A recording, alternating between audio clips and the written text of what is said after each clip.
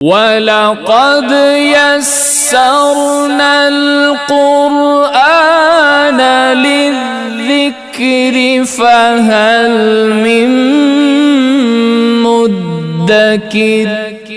کیا معافی جو ہے وہ گناہوں کا کفارہ ہے؟ جس طرح آیت مبارکہ میں اللہ نے ارشاد فرمایا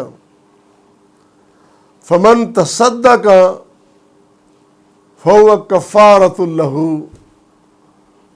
جس شخص نے تصدق کا معنی یہاں ہے معاف کر دینا، جس نے معاف کیا تو اس کے لیے کفارہ بن گیا، اس کے گناہوں کے لیے کفارہ بن گیا۔ پہلی بات تو یہ ہے کہ جو نبی کریم صلی اللہ علیہ وسلم کی پیاری اور مقدس تعلیمات ہیں وہ عفو و درگزر کی ہیں، معاف کر دینا۔ کسی سے تکلیف پہنچے تو صبر کرو، معاف کرو۔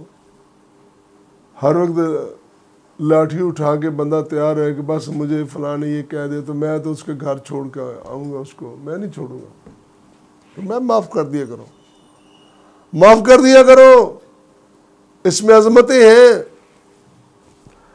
حتیٰ کہ یہ جو معاف کرنا، درگزر کرنا ہے نا، اپنے وہ روایت سنی ہے نا، ام المومنین سیدہ عائشہ صدیقہ رضی اللہ تعالیٰ عنہ نبی کریم صلی اللہ علیہ وسلم سے سوال کرتی ہیں کہ شب قدر میں مجھے وہ گھڑی مل جائے، وہ لمحہ میسر آ جائے کہ جب کوئی دعا رد نہیں ہوتی تو کیا مانگوں؟ فرمایا تو مانگ اللہم انک عفو تحب العفو فاعف عنی، تو درگزر کرنے والا ہے، میری خطاؤں سے درگزر فرما، میری خطاؤں سے درگزر فرما۔ تو یہ معاف کرنا، یہ درگزر کرنا، اللہ تعالیٰ نے اس کا بڑا اجر رکھا ہے۔ نبی کریم صلی اللہ علیہ وسلم نے بڑی خاص تعلیمات اس کی دی ہیں۔ تو یہاں اس آیت مبارکہ میں جو فرمایا گیا فَمَن تَصَدَّقَ فَهُوَ كَفَّارَةٌ لَهُ، جس شخص نے معاف کر دیا اس کے لیے کفارہ ہے۔ پہلی بات تو یہ ہے، ایک شخص نے غلطی کی، زخمی کیا یا قتل بھی کر دیا، اس میں معافی کی گنجائش رکھی ہے۔ اگر اس مجروح نے یا مقتول کے ورثاء نے قاتل کو یا جارح کو، زخمی کرنے والے کو معاف کر دیا، اب اس غلطی کی معافی مل گئی، اس کا دوبارہ حساب سلسلہ نہیں ہے، معافی ہو گئی نا، ظاہر وہ خود بھی اللہ سے معافی مانگے گا، اب وہ سلسلہ ختم ہو گیا۔ اس کے لیے بھی عدالت کے ہاں بھی کوئی اس کا قانونی چارہ جوئی نہیں ہے کہ عدالت پکڑے نہیں جی نہیں ہم تو ضرور دیں گے، ایسی نہیں ہے۔ ورثہ نے معاف کر دیا، کر دیا، ایک بات۔ دوسری بات جو اہم ترین ہے، اس کے اپنے لیے بھی، اس کے اپنے بھی گناہوں کا کفارہ بن جاتا ہے۔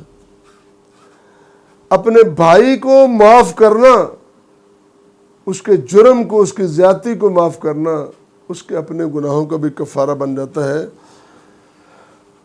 امام احمد نے مسند میں روایت نقل کی، حضرت عبادہ بن صامت رضی اللہ تعالیٰ عنہ بیان کرتے ہیں کہ میں نے نبی کریم صلی اللہ علیہ وسلم کو یہ ارشاد فرماتے ہوئے سنا